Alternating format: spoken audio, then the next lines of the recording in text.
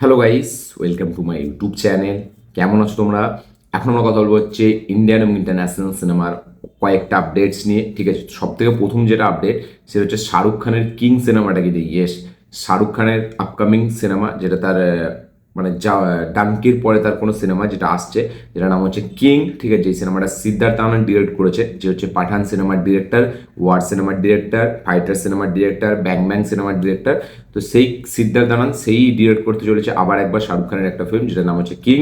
এতে সুহানা খান থাকবে, অভিষেক বচ্চন থাকবে, হিউজ একটা লম্বা স্টার কাস্ট আছে এই ফিল্মটায়। ঠিক আছে, তো এই ফিল্মটা 2026-এ রিলিজ হবে, আমরা সকলেই জানি। এই ফিল্মটার যে ফার্স্ট লুক, এই ফিল্মটা অ্যাকচুয়ালি হবে, এই কথাটা তো অনেক দিন থেকে হয়ে আসছে, এবং মানে অনেক দিন থেকে এই ফিল্মটা নিয়ে কথাবার্তা হচ্ছে, চর্চা হচ্ছে। কারণ শাহরুখ খান রিসেন্টলি 2023-এর পরে কোনো তার ফিল্ম আসলো না 2 বছর। ঠিক আছে, এবার 26-এ তার ফিল্ম আসবে, সেটা নিয়ে একটা আলাদা রকমের একটা ক্রেজ তো থাকবেই। তো শোনা যাচ্ছে যে 2 তারিখ, যেটা হচ্ছে শাহরুখ খানের জন্মদিন, নভেম্বর মাসে, পরের মাসে, সেই দিনে আসতে চলেছে নাকি কিং সিনেমার ফার্স্ট লুক। ইয়েস, কিং সিনেমার ফার্স্ট লুক আসতে চলেছে নভেম্বরের 2 তারিখ, শাহরুখ খানের জন্মদিনের দিন। তো দেখা যাক এই ফার্স্ট লুকটা কি হয়। এবং এইটা বলা যায় কাইন্ড অফ একটা ইনসাইডারি আপডেট, কোনো রিউমার না। ঠিক আছে, 2 তারিখই মেবি আসবে কিংয়ের ফার্স্ট লুক পোস্টার, বা কোনো গ্লিমস একটা আসতে পারে। ঠিক আছে, তো দেখা যাক এবার সেটা কীরকম হয়, সেটা কতটা অ্যাট্রাক্ট করতে পারে অডিয়েন্সদের, এবং কতটা হেভি মানে মানে কী বলবো, একটা ইন্টারেস্টিং ওয়েতে ডিজাইন করেছে গ্লিমসটা, বা সেই ফার্স্ট লুক পোস্টারটা, সেটা দেখার মতো বিষয় হবে। কারণ শাহরুখ খানের ফিল্ম, ঠিক আছে, ইন্ডিয়ান অডিয়েন্সরা সবসময় মুখিয়ে থাকে যে কখন এসআরকের কোনো একটা ফিল্ম আসবে। এবং কিং নিয়ে যেই লেভেলের হাইপ, যেই লেভেলের চর্চা আছে, কিং যখনই আসবে ফার্স্ট ডেতে কিন্তু পাঠান এবং জওয়ানের রেকর্ডও হয়তো ভেঙে নিতে পারে। তো 2 তারিখে আসতে চলেছে শাহরুখ খানের কিং সিনেমার ফার্স্ট লুক। তো যারা যারা এসআরকে ফ্যান, ঠিক আছে, তারা যারা শাহরুখ খানের নেক্সট ফিল্মের জন্য ওয়েট করছেন, তারা অবশ্যই একটা লাইক এবং কমেন্টে লিখে জানাবেন কিং নিয়ে আপনাদের মধ্যে কতটা এক্সাইটেডমেন্ট আছে। নেক্সট যেটা আপডেট সেটা হচ্ছে কালকি 2898 এডি, এই সিনেমাটাকে নিয়ে। তো দীপিকা পাডুকোন রিসেন্টলি সে কালকি থেকে তাকে মানে বার করে দেওয়া হয়। ঠিক আছে, এবং তার কিছু রিসেন্টলি খুব শর্ত উঠে আসছে। ঠিক আছে, স্পিরিটেও আমরা দেখেছি সন্দীপ রেড্ডি ভাঙ্গার সাথে একটা কাণ্ড হলো, সেটা নিয়েও কাদা ছেড়াছেড়ি হলো, সেটা তো আমরা দেখেছি রিসেন্টলি। কালকি 2898 এডি এর যে প্রোডাকশন হাউস, ঠিক আছে, বিজয়ন্তী ফিল্মস, তার যে ওনার, সে মানে মানে ওই বিজয়ান্তি ফিল্মস থেকেই টুইট করা হয়েছিল যে দীপিকা পাডুকোন আর কালকি সিনেমার পার্ট না, বিকজ তার কিছু শর্ত আছে, যেরকম বললাম যে 8 ঘন্টার বেশি ডিউটি, তার রেমুনারেশন অনেক বাড়াতে হবে, তার সাথে যারা টিমে থাকবে তাদের খাওয়া দাওয়া, তাদের সব কিছু দেখভাল এই প্রোডাকশন হাউসকেই করতে হবে। তো এই জন্য মেকার্সরা ঠিক করেছে যে দীপিকা পাডুকোনকে রাখবে না এই সিনেমায়। তো দীপিকা পাডুকোন সেই সিনেমাটা থেকে এক্সিট হয়ে যায়, আমরা সকলেই জানি অফিসিয়ালভাবে যে দীপিকা পাডুকোন কালকি সিনেমার আর পার্ট না। এবার ওই যে ক্যারেক্টারটা দীপিকা পাডুকোন যেটা প্লে করেছে, ওটা তো খুব ইম্পর্ট্যান্ট একটা ক্যারেক্টার এবং খুব গুরুত্বপূর্ণ, এবং ওই ক্যারেক্টারটা না থাকলে কিন্তু পার্ট 2 এগোবে না। তো ওই ক্যারেক্টারের জন্য মেকার্সরা কিন্তু এখন আলিয়া ভাটকে অ্যাপ্রোচ করছে। ইয়েস, আলিয়া ভাটের সাথে কথাবার্তা চলছে মেকার্সদের, যে আলিয়া ভাটকে তারা এই দীপিকা পাডুকোনের ক্যারেক্টারটা রিপ্লেসমেন্ট হিসেবে ভাবছে। তো এবার দেখা যাক, ফাইনালি আমরা আলিয়াকেই দেখতে পাই নাকি, বাট এখন এরকমই আপডেট যে আলিয়া ভাটকেই হয়তো মেবি আমরা দীপিকা পাডুকোনের চরিত্রটায় কালকি 2898 এডি এই ফিল্মটার পার্ট 2-তে দেখতে পেতে চলেছি। তো আপনাদের কি মতামত এটা নিয়ে, ঠিক আছে, এটা অবশ্যই কমেন্টে লিখে জানাবেন। এবং কারা কারা দীপিকার মানে সাইডে কথা বলবেন, ঠিক আছে, এবং কারা কারা মানে মেকার্সদের সাইডে কথা বলবেন, তারা অবশ্যই কমেন্টে লিখে জানাবেন যে অ্যাকচুয়ালিতে কে ঠিক করেছে, মানে মানে অ্যাকচুয়ালি ভুলটা কার, এবং কি মানে কারণটা কি। ঠিক আছে, যদি আপনারা কেউ জেনে থাকেন অবশ্যই কমেন্টে লিখে জানাবেন, কারণ আমাদের যেসব সামনে উঠে এসছে, তো এই কারণগুলোর জন্যই তাকে মানে আর এই সিনেমা থেকে বাদ দেওয়া হয়েছে। নেক্সট যেটা আপডেট সেটা প্রভাসকে নিয়ে। এবং একটা জিনিস দেখার বিষয় যে দীপিকা পাডুকোন 2টো সিনেমা থেকে এক্সিট হলো, দুটোই কিন্তু প্রভাসের সিনেমা। ঠিক আছে, দুটো থেকেই কিন্তু সে সরে গেল। তো এর এর জন্য প্রভাস মানে তার সাথে দীপিকা পাডুকোনের যে সম্পর্কটা, সেটা কীরকম হলো সেটাও কিন্তু ভাবার বিষয়। তো নেক্সট যে আপডেটটা সেটা প্রভাসকে নিয়ে। তো শোনা যাচ্ছে নাকি পরের বছর 14ই আগস্ট রিলিজ হতে চলেছে প্রভাসের নেক্সট সিনেমা, যেটার নাম হচ্ছে ফৌজি। ঠিক আছে, directed by Sitaram Ahmed director. ঠিক আছে, যার নাম হচ্ছে আমাদের নামটা ভুলে যাচ্ছি, অনুরাগাপুরী। ঠিক আছে, তার ডিরেকশনে বানানো নেক্সট ফিল্ম যেটা প্রভাস থাকবে, যার নাম হচ্ছে ফৌজি। সেই সিনেমাটা নাকি 14ই আগস্ট থিয়েটারে রিলিজ হবে। ইয়েস, 14ই আগস্ট এই সিনেমাটা 2026-এ রিলিজ হতে চলেছে, আগুন ইন্ডিপেন্ডেন্স ডের সময়। এবং এই সিনেমার 60% শুটিং কিন্তু অলরেডি কমপ্লিট। ইয়েস, 60% শুটিং শেষ ফৌজি সিনেমার, আর 40% শুটিং বাকি। তো কারা কারা প্রভাসের এই সিনেমাটার জন্য ওয়েট করছেন, তারা অবশ্যই কমেন্টে লিখে জানাবেন, এবং প্রভাসের ফ্যানেরা একটা করে লাইক দিয়ে দেবেন। নেক্সট যেটা আপডেট সেটা হচ্ছে, অ্যাকচুয়ালি এই আপডেটগুলো আমি বলছি 1-2 দিন আগের আপডেট। ঠিক আছে, তো কান্তারা, ঠিক আছে, প্রডিউসার ফিগারে 500 কোটি পার তো হয়ে গেছিলো মেকার্সের তরফ থেকে। 509 কোটি টাকার একটা মানে পোস্টারও ছাড়া হয়েছিল। তো হয়তো এই দুদিনে হয়তো আরও ওই ফিল্মটা বক্স অফিস কালেকশন করে নিয়েছে, বাট আমি তাও ওই আগের আপডেটটাই বলছি যে 500 কোটি পার কিন্তু করে ফেলেছে কান্তারা চ্যাপ্টার 1 ওয়ার্ল্ড ওয়াইডে, এবং এটা কিন্তু মেকার্সের তরফ থেকেও জানানো হয়ে গেছে প্রডিউসার ফিগারে, এবং বলা যায় ট্রেড ফিগারেও কাইন্ড অফ ওই অতটাই কাছাকাছি আছে, কোনো সেরকম হেরফের নেই যে প্রচুর টাকার ডিফারেন্স, এরকম না। এবং এই সিনেমার বাজেট মাত্র 125 কোটি টাকা, সেইখান থেকে কিন্তু 4 ডবল বেশি বক্স অফিস কালেকশন করে ফেললো এই সিনেমাটা। তো দেখা যাক ফাইনাল বক্স অফিস কালেকশন এই সিনেমাটার কোথায় গিয়ে দাঁড়ায়। নেক্সট যেটা আপডেট সেটা হচ্ছে হলিউড থেকে। তো ক্রিস হেমসওয়ার্থের নেক্সট ফিল্ম, ঠিক আছে, এবং একটা ফ্র্যাঞ্চাইজ ফিল্ম যেটার নাম হচ্ছে এক্সট্রাকশন, ঠিক আছে। তো এক্সট্রাকশনের পার্ট 3 এর কিন্তু এখন আমাদের চলছে, স্ক্রিপ্টের কাজ চলছে, এবং এই সিনেমাটা কিন্তু চালু হবে, আমাদের শুটিং চালু হবে পরের বছর থেকে। পরের বছর থেকে এই সিনেমাটা শুটিং চালু হবে। এখন বর্তমান লেভেলে এখন স্ক্রিপ্টিংয়ের কাজ চলছে, ঠিক আছে। দেখা যাক স্ক্রিপ্ট কবে ফাইনাল হয় এবং এই সিনেমাটা ফ্লোরে কবে যায়। তো এক্সট্রাকশন 3 নিয়ে যারা যারা এক্সাইটেড, যারা যারা ক্রিস হেমসওয়ার্থের ফ্যান, তারা অবশ্যই একটা লাইক এবং অবশ্যই কমেন্টে লিখে জানাবেন আপনারা কতটা এক্সাইটেড এর পার্ট 3টাকে নিয়ে, এবং প্রথম পার্ট দুটো কারা কারা দেখেছে কারা কারা দেখেনি তাদের কিরকম লেগেছে অবশ্যই কমেন্টে লিখে জানাবেন। নেক্সট যেটা আপডেটস হচ্ছে এনটিআরকে নিয়ে। তো প্রশান্ত নীল এবং এনটিআরের আপকামিং সিনেমা যেটা নাম হচ্ছে ড্রাগন, যেটা ইনিশিয়াল রিলিজ ডেট শোনা গিয়েছিল যে 2026-এর পোঙ্গালে, বাট পোঙ্গালে সেই সিনেমাটা আসছে না, সেই সিনেমাটা পোস্টপন হয়, এটা আমি জানিয়েও ছিলাম যে সিনেমাটা মেবি পোঙ্গালে রিলিজ হবে না।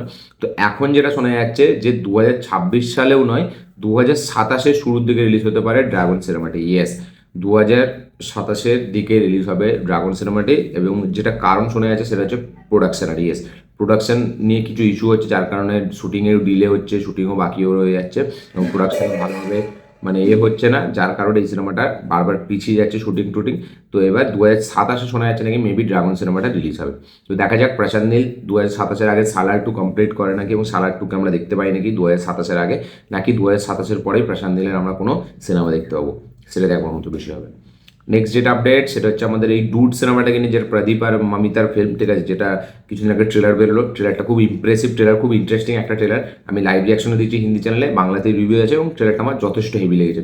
ট্রেলারের কাটটা খুব আমার হেভি লেগেছে, এডিটিং স্টাইলটা খুব ভালো লেগেছে, মিউজিক ভালো লেগেছে, প্রদীপের এক্সট্রাঅর্ডিনারি পারফরমেন্স দেখে মনে হচ্ছে প্রদীপ মামিতার মধ্যে কেমিস্ট্রিটা দারুণ ওয়ার্ক করছে। তো ওই ট্রেলারটা যারা দেখেনি অবশ্যই গিয়ে চেক আউট করবেন, খুব ভালো একটা ট্রেলার। তো এই সিনেমাটার রান টাইম হতে চলেছে 2 ঘন্টা 19 মিনিট। ইয়েস, 2 ঘন্টা 19 মিনিটের রান টাইমে আসতে চলেছে ডুড সিনেমাটি, যেটা 17 অক্টোবর রিলিজ হবে। তো যারা যারা প্রদীপের এই ফিল্মটা নিয়ে ওয়েট করেছেন তারা অবশ্যই কমেন্টে লিখে জানাবেন আপনাদের কি এক্সাইটমেন্ট, আপনারা কি এটা ফার্স্ট শো দেখবেন, যারা যারা তামিল অডিয়েন্স যদি কোনো আমার এই মানে ভিডিওর সাথে জুড়ে থাকে, বা যারা সাউথের সিনেমা দেখে। নেক্সট যেটা আপডেট সেটা হচ্ছে আমাদের একে নিয়ে, স্ট্রেঞ্জার থিংস সিজন 5কে নিয়ে। তো স্ট্রেঞ্জার থিংস সিজন 5 নভেম্বরে রিলিজ হবে, এবং ভলিউম 1 ভলিউম 2 ডিসেম্বরে রিলিজ হবে, তারপরে আমাদের ফিনালে সেটা জানুয়ারিতে রিলিজ হবে। তো এরকম 3টে ভাগে এই সিরিজটা রিলিজ হবে, এবং এই সিরিজটা যে খরচা হয়েছে সেটা কিন্তু বিভৎস লেভেলে। মানে এই সিরিজের পার এপিসোডের বাজেট হচ্ছে 50 থেকে 60 মিলিয়ন। ইয়েস, পার এপিসোডের আমাদের বাজেট হচ্ছে 50 থেকে 60 মিলিয়ন। এবার জাস্ট ভাবুন, মানে এক একটা পার্টে ভলিউম 1-এ মেবি 5টা বা 6টা এরকম করে থাকবে, এপিসোড থাকবে, ঠিক আছে, এবং প্রতিটা বাজেট নাকি 50 থেকে 60 মিলিয়ন প্রতিটা এপিসোডে, এবং বিশাল লেভেলে খরচা করেছে তারা, ঠিক আছে। মানে নেটফ্লিক্সের সিরিজ, তারা এই সিরিজটায় ঢেলে ঢেলে খরচা করেছে, এবং যেহেতু এই সিরিজটা অ্যান্টিসিপেশন বিশাল আছে, প্রচুর মানে কাল্ট একটা ফলোয়িং আছে, ঠিক আছে, যার কারণে মেকার্সরা জানে যে এই বাজেটটা তারা কিন্তু রিকভার করে ফেলবে। বাট 50 থেকে 60 মিলিয়ন, ঠিক আছে, মানে এইটা ভাবা যায় না। মানে আমাদের হাউস অফ ড্রাগন যেটা সব থেকে বেশি পপুলার সিরিজ, ঠিক আছে, মানে দেখতে গেলে গেম অফ থ্রোনসের পার্ট স্পিন অফ একটা কাইন্ড অফ, ঠিক আছে, একটা আলাদা ওয়েব সিরিজ। তো সেই তার যে বাজেট প্রত্যেকটা এপিসোডে 20 মিলিয়ন, তার থেকেও কিন্তু দুগুণ বেশি, 2-3 গুণ বেশি বাজেট হচ্ছে পার এপিসোডের এখানে স্ট্রেঞ্জার থিংস 5-এর। তো দেখা যাক এই সিরিজটা কীরকম কী অডিয়েন্সকে ক্রেটার করে, এবং কতটা অডিয়েন্সের কাছে পৌঁছতে পারে, কতটা হেভি হয়, সেটাই দেখবার মতো বিষয় হবে। নেক্সট যেটা আপডেটস হচ্ছে আমাদের একে নিয়ে, SSMB29কে নিয়ে, রাজমৌলি এবং আমাদের মহেশবাবুর ফিল্ম, যেটার ইনিশিয়াল টাইটেল শোনা যাচ্ছে ইনসাইডার রিপোর্ট অনুযায়ী বারাণসী। ইয়েস, বারাণসী হতে চলেছে ইনসাইডার রিপোর্ট অনুযায়ী এই সিনেমার টাইটেল, এবং এই সিনেমার টাইটেল রিভিল হবে হচ্ছে 16ই নভেম্বর। ইয়েস, এই সিনেমার গ্লিমস রিলিজ হবে হচ্ছে 16ই নভেম্বর। হয়তো ওই দিনই আমরা অফিসিয়াল টাইটেলটাও দেখতে পাবো। এই সিনেমার যে ফার্স্ট গ্লিমস, ঠিক আছে, বা ফার্স্ট কোনো ভিডিও প্রমোশনাল কন্টেন্ট এই সিনেমাটা থেকে আসবে সেটা হচ্ছে 16ই নভেম্বর। এবং এই আপডেটটা আমি এর আগেও দিয়েছিলাম যে নভেম্বরে আসতে চলেছে আমাদের মহেশবাবুর এবং রাজমৌলির এই ফিল্মটার কোনো গ্লিমস, কোনো ফার্স্ট অ্যানাউন্সমেন্ট, এবং জেমস ক্যামেরন সেও হলিউড থেকে এটা প্রেজেন্ট করবে। তো দেখা যাক এবার এটা কতটা হেভি হয় এই গ্লিমসটা। এবং এই সিনেমার টাইটেল কিন্তু শোনা যাচ্ছে বারাণসী। তো দেখা যাক, এবং বারাণসীর একটা খুব বড় ব্যাকড্রপ থাকতে চলেছে এই সিনেমাটা। তো সেটা কি হয়, এবং এই মহেশবাবুর ক্যারেক্টারটা লর্ড হনুমানের মানে এ থেকে ইন্সপায়ার্ড, ঠিক আছে। তো দেখা যাক মহেশবাবু রাজমৌলি এবার কী প্ল্যান করছে এবং সে কী বানাচ্ছে। যারা এই ফিল্মটা নিয়ে এক্সাইটেড, যারা এই কম্বোটা নিয়ে এক্সাইটেড, অবশ্যই কমেন্টে লিখে জানাবেন। একটা করে লাইক মহেশবাবু এবং রাজমৌলির জন্য অবশ্যই করবেন।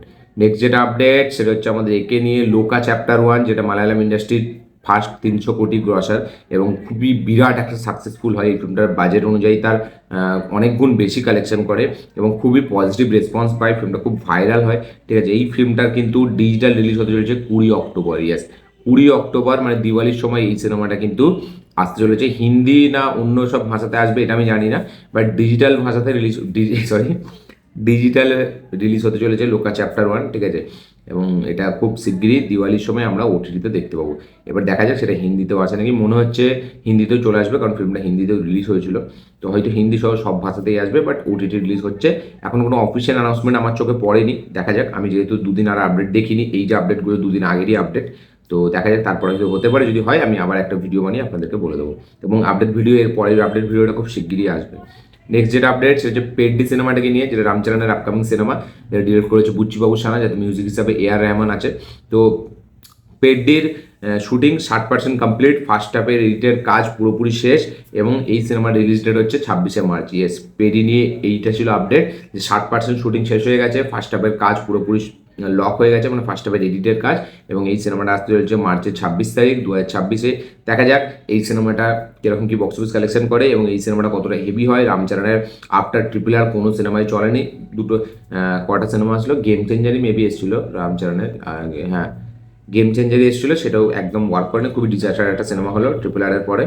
তো এই সিনেমাটার পর মেবি সে সুকুমারের সাথে সিনেমাটা করবে, এবং ওই সিনেমাটাই তাড়াতাড়ি করতে আমি বলবো, তার কেরিয়ারের জন্য ভালো হবে, কারণ সুকুমারের মতো ডিরেক্টরের সাথে কিন্তু রামচরণের বেশি বেশি কাজ করা দরকার। তো এটা ছিল পেড্ডি নিয়ে আপডেট, দেখা যাক পেড্ডি কীরকম হয়। তো এই ছিল আজকে টোটাল আপডেট, ইন্ডিয়ান আপডেট, তার পাশাপাশি ইন্টারন্যাশনাল আপডেট। ভিডিওটা ভালো লেগে থাকলে লাইক শেয়ার কমেন্ট করে দেবেন, চ্যানেলকে তুললে চ্যানেলটিকে সাবস্ক্রাইব করবেন, বেল আইকনটি প্রেস করতে ভুলবেন না। দেখা হচ্ছে পরের ভিডিওতে, ততক্ষণের জন্য বাই।